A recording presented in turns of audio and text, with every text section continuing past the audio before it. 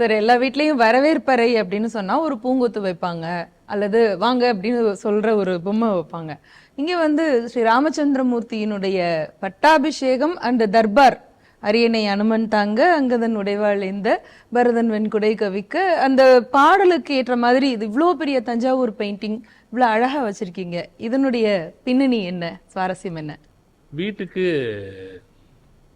ஒரு கல்யாண பத்திரிக்கை கொடுக்கறதுக்கு ஒருத்தவங்க வந்தாங்க. வந்தவங்க பார்த்து போட்டு அப்போ இந்த இடம் எம்டியா இருந்தது. சரி, இந்த இடத்த பார்த்துட்டு இங்கே ஒரு ராமர் படம் ஒரு இருந்தால் நல்லா இருக்கும்ல இந்த ஒரு சைஸில் அப்படின்னாங்க. அம்மா இருந்தால் நல்லா தான் இருக்கும், பார்க்கலாம் அப்படின்னோடனே நான் காரைக்குடியில் ஒன்று பார்த்தேன் ஒரு இடத்துல. அவங்க வந்து ஒரு ஆர்ட் கேலரி லவர். அவங்க அந்த நிறைய இடங்களில் இந்தியா பூரா போயிட்டு இருக்கிறவங்க இந்த இதெல்லாம் ரொம்ப பிடிக்கும் உங்களுக்கு. ஒன்று பார்த்தேன், அங்கே ஒரு ரொம்ப நல்ல ஒரு விஷயம் இருந்தது. அது தருவாங்களா இல்லையான்னு தெரியலன்னு சரி ஃபோன் பண்ணி கேளுங்களேன் அப்படின்னு இங்கேருந்தே ஃபோன் பண்ணி கேட்டாங்க. அதை கொடுத்துட்றீங்களா, இருக்கா, பண்ணுறீங்களான்னு. ஆமாம் நாங்கள் கொடுத்துட்றோம் அப்படின்னாங்க. சரி நீங்கள் அப்படியே இருந்தால் அனுப்ப சொல்லுங்க அப்படின்னா அனுப்ப சொல்லுங்க. உடனே என்னுடைய அட்ரஸ் அனுப்பிச்சிட்டாங்க. மறுநாளைக்கு காத்தால கொரியர் வந்துச்சு. ஓ, அவங்க வீட்டுக்கு போய் சேர்ந்தாங்களோ இல்லையோ தெரியல, அதுக்குள்ள ராமர் இங்க வந்து சேர்ந்துட்டு. எப்படி, என்ன வண்டியில? அது பெருசா இருக்கு, ஒரே படமா தானே. டெம்போ தனியா போட்டு இதுக்குன்னு அழகா ஸ்பெஷலா பேக் பண்ணி நாங்க என்னென்ன எதிர்பார்க்கறதுக்குள்ள இங்க அது வந்து சேர்ந்தாச்சு. அது வந்து சேர்ந்து அங்க பண்ணதுக்கு அப்புறம் இந்த 2 சேரும் இந்த ராமர் படம் வரத்துக்கு முந்தி செஞ்சு இந்த வீட்டுக்கு போட்டது. பாத்தீங்கன்னா இந்த பக்கம் ஒரு சூரியன், அந்த பக்கம் ஒரு சந்திரன் இருக்காரு. இந்த படத்துல மேல பாத்தீங்கன்னா அந்த பக்கம் ஒரு சூரியன், அந்த பக்கம் ஒரு சந்திரன் இருக்கும். ராமர் வரதுக்கு முந்தி அவருடைய அரியணை முன்னால வந்துருச்சு. எல்லாமே தெய்வத்துடைய ஒரு அனுகிரகம் இல்லாம அது பரிமளிக்காது. அழகா இருக்கும், ஒரு ஆர்ட் பீஸா இருக்கும். அந்த ஒரு டிவினிட்டி வரணும்னா அது அவரா வரணும். இதெல்லாம் நினைச்சு கூட பார்க்கல. இதெல்லாம் இப்படி இது அந்த ஆர்கிடெக்டர் நான் கேட்டேன், உங்களுக்கு எப்படி இது தோணுச்சு? தெரியாது, நான் பண்ணேன். இது வரதுக்கு ஒரு ஏறப்பட்ட ஒரு 2, 3, 4 வருஷத்துக்கு வந்து இந்த ஸ்டூல் வந்தாச்சு, இந்த சேர்ஸ் வந்தாச்சு. இது வச்சு பார்த்தேன், அப்படி உட்காருது சூரியனும் சந்திரனும். அருமையா இருக்கு, அற்புதமா இருக்கு. அதுவும் இவ்வளோ பெரிய அளவிலான தஞ்சாவூர் பெயிண்டிங்ன்றது வந்து ரொம்ப ரொம்ப ரொம்ப ரேர். அது ஒரு சின்னோண்டு படம் கிடைக்கிறதே பெரிய விஷயமா இருக்கும். அதுதான் சொல்லலையா, அங்க இப்போ கூட யாரு கொடுத்தாங்க தெரியாது, இதுவும் தெரியாது. அதாவது இதுக்கு ஒரு பிரைஸ் கொடுத்துருக்கோம். பட் யாரோ கூப்பிடுறாங்க, யாரோ அனுப்புறாங்க, இவங்களுக்கு தான் நம்ம பணம் கொடுத்ததை விட யாரு என்ன ஒண்ணுமே தெரியாது. ஸோ இது ஒரு நல்ல ஒரு அம்சமா அந்த ஆளுக்கு அமைஞ்சது. இன்னைக்கு எவ்வளவுதான் ஏஐல வந்து டிஜிட்டல் பிரிண்டிங் அப்படிலாம் வந்தாலும் இந்த பாரம்பரியமான இந்த ஏன்ஷியன்ட் பெயிண்டிங்கான அழகுங்கிறது தனியாவே இருக்கு. ரொம்ப அற்புதமா இருக்காரு ராமச்சந்திரமூர்த்தி, ரொம்ப சிறப்பு சார். எல்லாமே ரொம்ப லட்சணமா இருக்கும். அதுல பாத்தீங்கன்னா இந்த பக்கம்ல நார்த் இந்தியன் இது இருக்கும், அந்த பக்கம் போல சவுத் இந்தியன். அந்த ஆர்டிஸ்ட் எல்லாம் அப்படி பிரிச்சு கரெக்டா பண்ணிருப்பாங்க. ஆமா, நீங்க அந்த அந்த தர்பார்ல எல்லாரும் இருந்திருக்காங்கன்றதுக்கு மாதிரி அந்த கலர் காம்பினேஷனு, சப்தரிஷி, சனகாதிகள், சுக்ரீவர், விபீஷணர், ராஜாக்கள்லாம் வந்து எல்லாரும் வந்து கப்பம் கட்டுறது. ரொம்ப அழகா இந்த வீடு பூரா பொறுத்த வரைக்கும் அப்படியே ஒவ்வொரு இடமும் அவரா வந்து உட்கார்ந்துட்டு இருக்காரு. பெரிய விஷயம். ரொம்ப டிவியும் வந்திருக்கு, எங்களுக்கு அது பெரிய பாக்கியம்.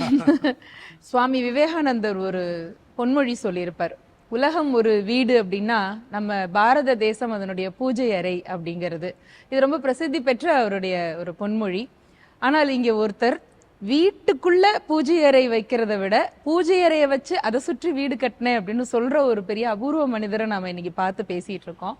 உங்க பூஜை அறையினுடைய இவ்வளோ செய்திகள் எங்களுக்கு ரொம்ப ஆச்சரியமா இருக்கு. அதே நேரம் எங்களுக்கே ஒரு பெரிய தெய்வீக அனுபவமாகவும் இருக்கு சார். சின்ன வயதுல எப்பவுமே நம்ம குழந்தைங்களுக்கு சொல்லி கொடுக்குற அந்த பக்தி தான் அவங்களுக்கு வளர்த்து விடும் அப்படின்னு. அப்படி உங்களை முதல்ல விளையாட்டு பருவத்திலேயே பக்தி மார்க்கத்துக்குள்ள கொண்டு வந்தது அப்படிங்கிறது எது? யாருடைய அறிவுரை? அப்பா அம்மாவா, தாத்தா பாட்டியா, எப்படி, யாரு? அந்த உங்களுடைய கேள்வியில் பக்தி அப்படின்றது ஒரு விஷயம். இன்னொன்று வந்து அதை தாண்டின சில உணர்வுகள். பக்தின்றது ஒரு பரம்பரையாக வந்துட்டு இருக்கும். மந்திரம் சொல்கிறதோ, திருமுறைகள் சொல்கிறதோ ஒரு ஒரு மெக்கானிக்கலாக நடந்துட்டுருக்கும். எனக்கு எதுவுமே தெரியாது. எங்கள் அப்பா 2000 இறந்து போகிற வரைக்கும் நான் பூஜை ரூமுக்குள்ளே போனது கிடையாது. ஓ. ம். பெருசாக கோவில் இப்போவும் இல்லை அப்பவும் இல்லை, பெருசாக ஒரு கோவில் அப்படின்ற ஒரு அனுபவங்கள் அப்படின்றதெல்லாம் ஒன்றுமே கிடையாது. அதனால் இந்த பக்தி அப்படின்றது எனக்கு விதைக்கப்பட்டதும் இல்லை, நான் உணர்ந்ததும் கிடையாது. அது அது ஏதோ ஒன்று என்னை தூக்கிட்டு போகிற விஷயம். அப்படி ஏதாவது ஒன்று இருந்ததுன்னா நமக்கு அப்பப்போ தோன்ற ஒரு விஷயம், ஒரு உள்ளுக்குள்ளே இருக்கிற ஒரு விஷயமா தான் இருக்கே தவிர அது உலகறிஞ்ச ஒரு விஷயமா எனக்கு உலகத்தில் அறிந்த பக்திகள் எனக்கு தெரியுமான்னு தெரியல.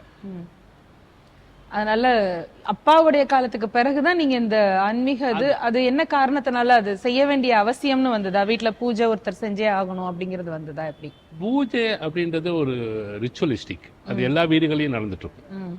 சின்னதா நடக்கும், பெருசா நடக்கும், ஆத்மாத்மா நடக்கும், சின்ன பீரோக்குள்ள வச்சு பண்ணுவாங்க. இதுல வேறுபாடு எதுவுமே கிடையாது. சின்னது பெருசு கிடையாது. அது எல்லா இடத்தையும் அது சேர்ந்து நடந்துட்டு இருக்கும். பட் பல இடங்கள்ல தெய்வத்துடைய அனுகிரகம் நம்ம தேடி வந்து சேரும். அப்படி வந்து சேர சேர சேர சேர சேரத்தான் உள்ளுக்குள்ள சில ஸ்பூரிக்கிறதுன்னு சொல்லுவாங்க. சில விஷயங்கள் கொஞ்சம் எக்ஸ்ட்ரா தெரியும், சில விஷயங்கள் கொஞ்சம் குளோரிஃபையா தெரியும், ஒரு மேக்னிஃபை பண்ணி பார்க்க முடியும், ஒரு வார்த்தையை உடைச்சு பார்க்க முடியும். அந்த ஒரு பக்குவத்தை கொடுக்கும். அதாவது நம்ம அந்த உண்மையை தெரிஞ்சுக்கிற ஒரு பக்குவத்தை கொடுக்கறது தான் கொஞ்சம் நான் ஞானமோ அல்லது பக்தியோ அல்லது கொஞ்சம் தெளிவுரை தெரிஞ்சுக்கிறதோ அப்படின்றது இதுவாகத்தான் இருக்குமோ அப்படின்னு புரிஞ்சுக்கிற ஒரு புத்தியை கொடுக்கறது தான். அதுக்கப்புறம் நம்ம தான் உள்ள போய் பார்க்கணும். பொதுவா சாதாரணமா மனிதர்கள் ஏன் கோயிலுக்கு போகலன்னு கேட்டா கூட டைம் இல்ல அப்படின்னு சொல்லிட்டு போறது உண்டு. ஆனா உண்மையிலேயே உங்களுக்கு வந்து ஒவ்வொரு நேரமும் ஒவ்வொரு மணி நேரமும் உங்களுக்கு வந்து ஒரு இனிமையான அதே நேரம் பொன்னான நேரமா இருக்கிற போது இதுக்கான நேர ஒதுக்கீடுங்கிறத எப்படி நீங்க அலோகேட் பண்ணிக்குவீங்க? ரெண்டு விஷயம். ப்ரேயருக்கு டைம் வேணும் அல்லது கோயிலுக்கு போகணும் அப்படின்னு ஒன்று இருக்குன்னு நான் நம்பல. அது எப்பப்பெல்லாம் கேப் கிடைக்குதோ அப்பப்பெல்லாம் பகவானே, கடவுளே, குருவே, அந்த அந்த அந்த ஒரு ஒரு ஒரு ஸ்பேஸ், அந்த ஒரு சிந்தனைக்கும் இன்னொரு சிந்தனைக்கும் இடையில ஒரு ஸ்பேஸ் வரும். அந்த ஸ்பேஸை மௌனத்து மூலமாக கிடக்கலாம் அல்லது ஒரு பிரார்த்தனை மூலமாக கிடக்கலாம். அது நடந்துகிட்டே தான் இருக்கும். அந்த இடத்த உபயோகப்படுத்திக்கிட்டாலே போதும். அதுக்கு என்னுடைய தனிப்பட்ட கருத்து என்னன்னா, கோவிலுக்கு போகணும், பிரார்த்தனை பண்ணணும், இவ்வளவு கஷ்டப்படுத்திக்கணும் அல்லது இவ்வளவு கஷ்டப்படுத்தணும், இது பண்ணணும், அது ஒரு நம்மளை ஒரு பக்குவப்படுத்துறதுக்காக பெரியவங்க ஏற்படுத்தி கொடுத்த பல வழிமுறைகள். அதை வச்சு தாண்டி அடுத்த லெவலுக்கு போகணும். உங்களுடைய நம்ம தொழில் அப்படிங்கிறது தெய்வம் அப்படின்னு நீங்க ஒரு வார்த்தை சொன்னீங்க. அது ரொம்ப 100க்கு 100 சரியான ஒண்ணு.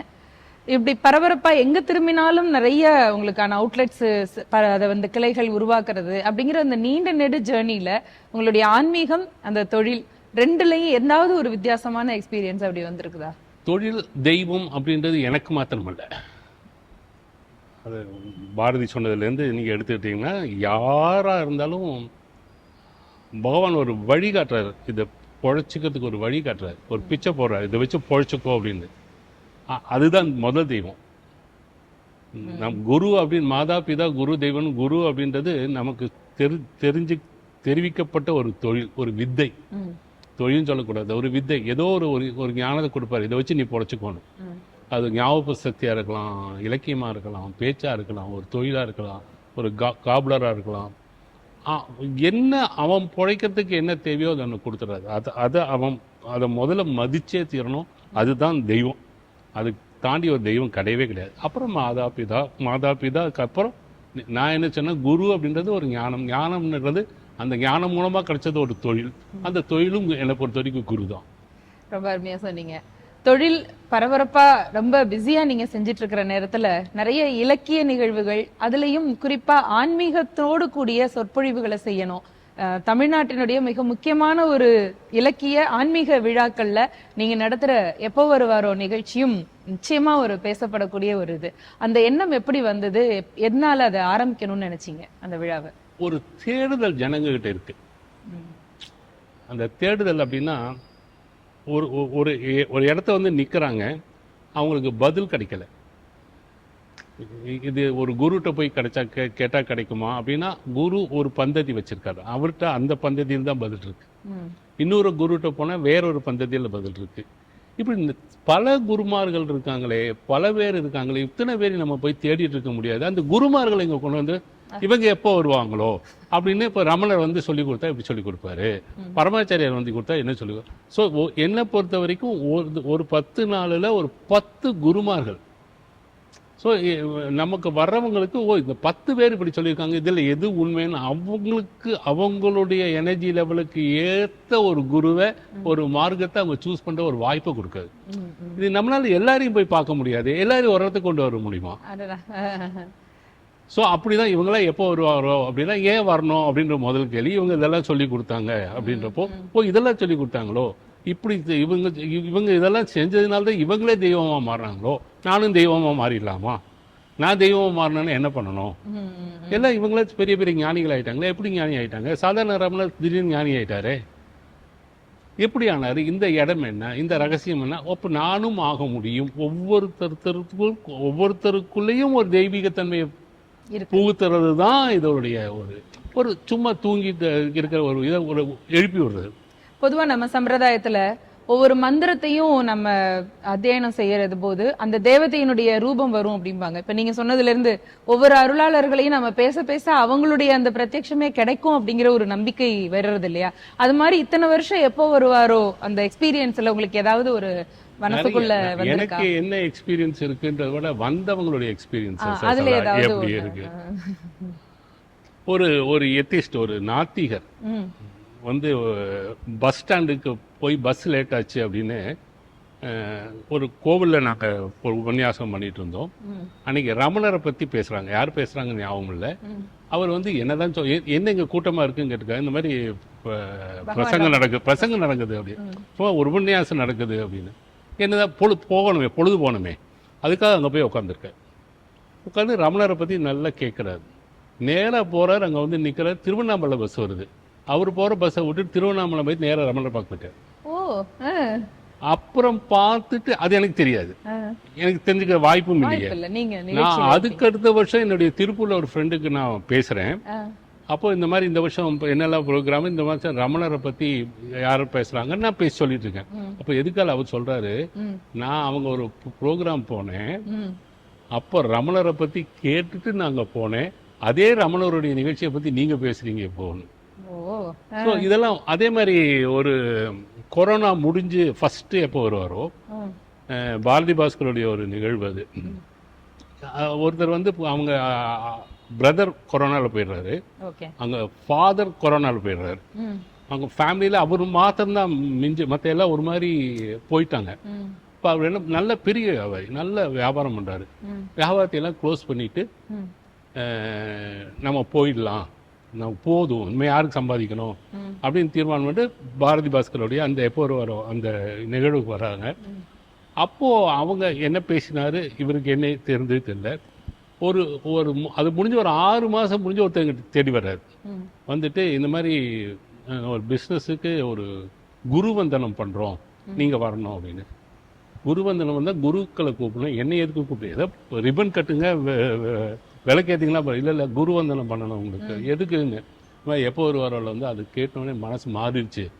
நான் இனிமேல் சம்பாதிச்சு சொசைட்டிக்கு கொடுக்கணும்னு நினச்சிட்டேன். நான் யாருக்காகவும் சம்பாதிக்க வேண்டாம், ஆனால் சொசைட்டிக்கு சம்பாதிக்கலாம் இல்லையா? எனக்கு பாரதி பாஸ்கர் மேடம் கூட்டு வரணும்னு ஆசை, பட் எனக்கு அவங்கள பற்றி தெரியாது. பட் நீங்கள் தான் ஏற்பாடு பண்ணீங்க, அதனால் உங்களை கூட்டு போகணும். ஸோ இந்த சேஞ்ச், வால்யூம் ஆஃப் சேஞ்ச், இது நமக்கு தெரிஞ்சது, தெரியாமல் எவ்வளோ நல்லது தெரியாது. உண்மைதான். அந்த பெரிய மாஸ் கிரௌடுல ஒரு ஆன்மீக சொற்பொழிவு ஒருத்தர் பேசுறாரு அப்படின்னா நிச்சயமா அந்த இடத்துல ஒரு நல்ல அதிர்வலை அப்படிங்கிறது வரும். அப்படி பெரியவங்க நிறைய பேர் பேசியிருக்காங்கல்ல, நீங்க உங்களை மறந்து ஒரு உணர்ச்சி பூர்வமா ஆன தருணம்னு ஏதாவது இருக்கா? யாரோடைய பேச்சுல இத்தனை வருஷத்துல அந்த மாதிரி? ஒரு ஆர்கனைசருக்கு அது கொஞ்சம் கஷ்டமான விஷயம். ஓகே. அவர் வந்து அது ஒரு அளவுக்கு தான் உள்ள போக முடியுமே தவிர, அது என்ன சொல்றது, இந்த கோவில்ல போய் நீங்க ஒரு விஐபி தரிசனம் கிடைச்சது வச்சுங்களேன், உங்களுக்கு சாமி பார்க்க முடியாது. ம். ம். அது நீங்கள் போய் ஏதாவது ஒரு நல்ல கோவில் சிம்மதியாக போய் உட்காந்தீங்கன்னா ஒரு மெடிடேட்லாம் பண்ணிட்டு வந்துடுவீங்க. இங்கே நல்ல தரிசனம் கிடைச்சது, நல்ல பரிவாட்டம் கட்டினாங்க அப்படி தான் இருப்பதை தவிர ஆத்மார்த்தமாக சுவாமி கூட இருந்தோமான நிறைய இடத்துல எனக்கு நிறைய சந்தேகம் வரும். ம்.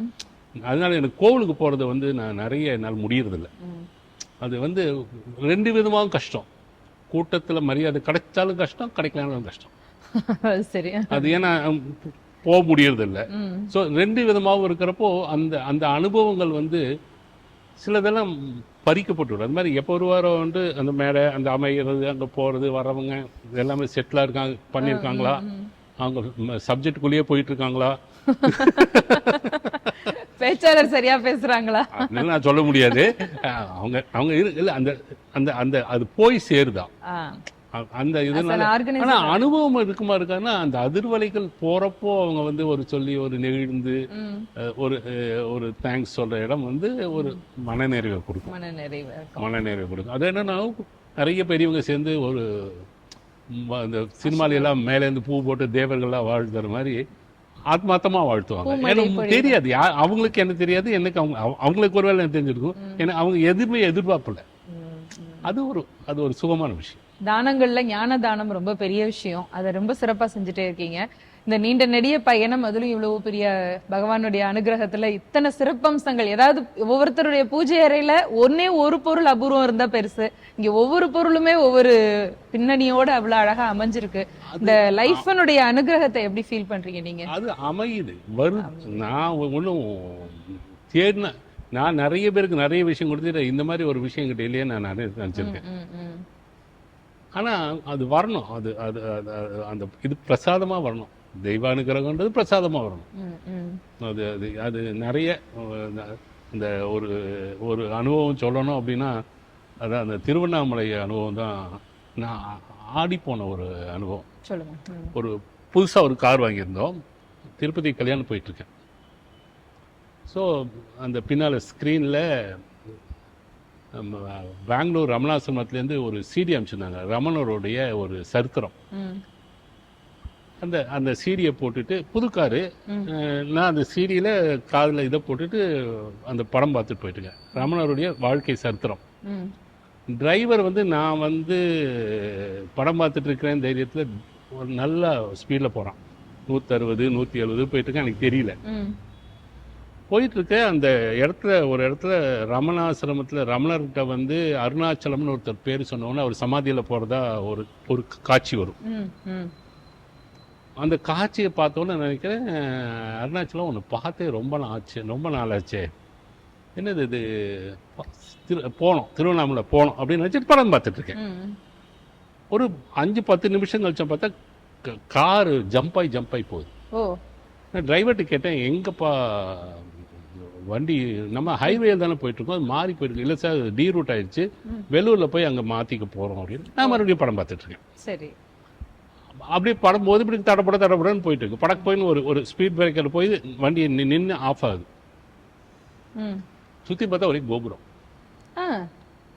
இது எந்த ஊருப்பா, என்ன சமாச்சாரம்? இல்லை சார் அது அவன் கேட்குறான், இது எந்த ஊர் அப்படின்னு கேட்கணும். ம். இது திருவண்ணாமலை அப்படின்னு. அது அந்த வடக்கு வாசல். ஆ. அங்கே கோபுரம் வந்து வாசல் கிட்ட. அந்த வண்டிக்கு என்னோட வண்டி ஏறி ஆஃப் ஆகுது, இன்ஜின் ஆஃப் ஆகுது. அந்த வண்டி இன்ஜின்லாம் ஆஃப் ஆகாத வண்டி, அது ஹை எண்ட் வண்டி. இறங்கு. இது எனக்கு புரியவே இல்லை. திருவண்ணாமலையா? அது என்னது ஒண்ணுமே புரியலையே அப்படின்னு உள்ள போறேன். நான் கோவிலுக்கெல்லாம் ஏதாவது கொஞ்சம் யார்கிட்டயே சொல்லி வச்சு தான் போவேன். நான் தனியா இறங்கி உள்ள போறேன். அந்த கதவை சாத்துறாங்க, அந்த கோவிலோடைய வெளிநடையை சாத்துறாங்க, கோபுரத்துக்கு நடையை சாத்துறாங்க. ஏன்னா உச்சி பூஜை முடிஞ்சு சாத்துறாங்க. சரி. இல்லை சார் உள்ளே போக முடியாது, உச்சி பூஜை முடிஞ்சு போச்சு அப்படின்னு. எனக்கு ரொம்ப சோகமாயிடுச்சு. சரி அங்கே இந்த கொடிக்கம்பத்துக்கிட்ட போய் ஒரு நமஸ்காரம் பண்ணிட்டு போயிடுறேன் அப்படின்னு. ஒருத்தர் வந்து போங்கன்னா ஒருத்தர் போகக்கூடாது அப்படின்ட்டான். சரி. அப்புறம் அது இன்னொருத்தர் வந்து நமஸ்காரம் தானே பட்டு வர, அது வரைக்கும் போனால் என்ன பிரச்சனை உனக்கு அப்படின்னு அங்கே போய் நமஸ்காரம் பண்ணேன். அப்படி எழுந்தவொடனே ஒருத்தர் நின்று தரிசனமாச்சா அப்படின்னு கேட்டார். இதில் நடையில சாத்திட்டாங்க சொல்லிட்டான். அவன் நான் தான் பூஜை பண்ணிட்டு வெளியில் வந்துட்டு இருக்கேன், வாங்க பார்க்கலாம்னு உள்ளே போகிறாரு. அந்த பெரிய கதவை சாத்திட்டேன். ஓகே. சரி இங்கேருந்து பவானை கும்பிட்டுக்குங்க அப்படின்னு கை வச்சார். கதவு திறந்துருச்சு.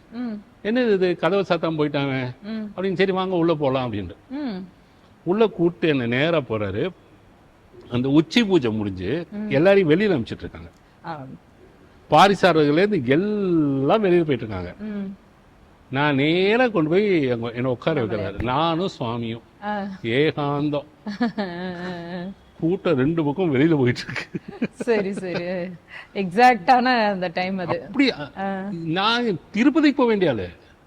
திருப்பு வண்டியை திருப்பு அப்படிங்கிற மாதிரி. அதே மாதிரி அம்மன் பார்க்கற போறப்போ அதே மாதிரி வெளியில அனுப்புறாங்க. நீங்க போய் நான் போய் உட்காடுறேன்.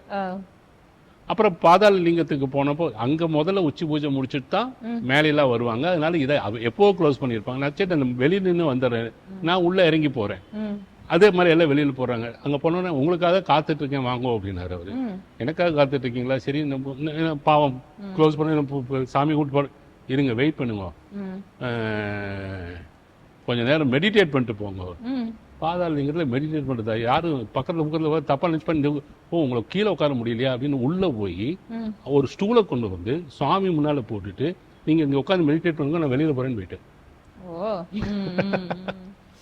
அனுபவங்கள், பகவானுடைய அனுபவங்கள்ன்றதெல்லாம் ரொம்ப அற்புதம். கேட்க கேட்க அவ்வளவு இனிமையாக இருக்கு. பொதுவா சொல்லுவாங்க இன்னைக்கு தெய்வீக அனுபவம் அப்படின்னு. நிஜமாவே இன்னைக்கு தெய்வீக அனுபவம் தான் எங்களுக்கு எல்லாருக்கும். தெய்வத்தமிழ் டிவி நேயர்களின் சார்பாக உங்களுக்கு எங்களுடைய மனமார்ந்த நன்றியை தெரிவிச்சுக்கிறோம் சார். நன்றி. தெய்வத்தமிழ் டிவி அப்படின்ற ஒரு வார்த்தை தான் பொதுவாக பூஜை ரூமோ அல்லது சில விஷயங்களோ தனிப்பட்ட அனுபவங்கள் சம்மந்தப்பட்ட ஒரு விஷயம்தான். பட் தெய்வீக அனுபவங்கள்ன்றது எந்த ஒரு தனி மனிதனையும் சாதாரணமாக வந்து சேரும். இதுக்கு ஒரு பெரிய எஃபர்ட்டெல்லாம் எடுக்க வேண்டியதில்லை. அது பகவான் பிரசாதமாக கொடுப்பாரு அப்படின்றது எல்லாரும் தெரிஞ்சுக்கணும். அதுக்கு உங்களுடைய ஒரு சேனல் வந்து ஒரு ஒரு சரியான முறையாக இருக்கும் அப்படின்றதுனால தான் நானும் உங்க கூட ரொம்ப சந்தோஷமாகவும் ஒரு ஒரு மனம் விட்டும் பேச முடிஞ்சுது. ஆமா, அதை நாங்க ஃபீல் பண்ண முடிஞ்சது. எவ்வளவு ஆசையா சின்ன குழந்தைங்க வாங்க இங்க பாருங்க அப்படின்னு சொல்ற மாதிரி அந்த குதூகலத்தோட அப்பா அம்மா தாத்தா பாட்டியினுடைய அந்த நினைவுகள்ல இருந்து தொடங்கி தெய்வ பிரசாதங்கள், இவ்வளவு விக்கிரகங்கள், இவ்வளவு செய்திகள் நிறைய நாங்களும் தெரிஞ்சுக்கலாம். கடவுளுடைய குழந்தைகள் தானே, குழந்தைகள் அவரு கூட விளையாடி தான் இருப்போம். ரியலி இது வந்து ரொம்ப எங்களுக்கு ஒரு அபூர்வமான ரொம்ப எனக்கு ரொம்ப சந்தோஷமான ஒரு அனுபவம். இது வந்து நிறைய இடத்துல எனக்கே ரெக்கார்ட். ஏன்னா இவ்வளவு விழாவாரியா நானே யோசிச்சதும் இல்ல, இவ்வளவு அதை பத்தி யோசிக்க வேண்டிய நிர்பந்தமும் வரல. ஸோ இதெல்லாம் நடந்திருக்கோ அப்படின்ற மாதிரி சில விஷயங்கள் உங்க மூலமா எனக்கே மறுபடியும் ஆகுது. ரொம்ப சந்தோஷம் சார். நன்றி நன்றி.